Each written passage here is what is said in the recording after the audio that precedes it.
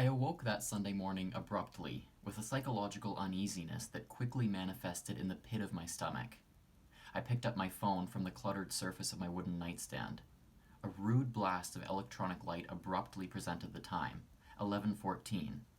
The uneasiness intensified.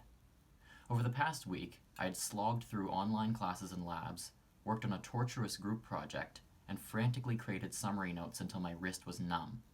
Saturday had started at 5:20 a.m. when I arose in the dark, dressed myself in several layers, and proceeded to drive 75 kilometers to my weekend job. Do you remember how you approached life as a child? I think for many of us, when we entered the physical and mental transition into adulthood, our perspective changed. Social pressures became paramount. The future need for a career loomed larger. Our time was increasingly spent on sensible and necessary tasks. Each day turned into a sober list of to-dos instead of an exciting series of activities. On a different Sunday morning, 11-year-old me awoke with a sense of excitement that almost felt physically warm. Several months earlier, I had voluntarily taken over the duty of tending my family's backyard flock of chickens.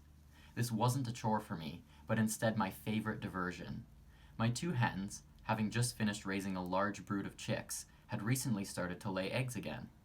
That morning, I felt content, knowing that the nest box I had carefully placed in a corner and lined with wood shavings was finally being used by my animals as a spot for their precious eggs. Stop to remember how you occupied yourself as a kid.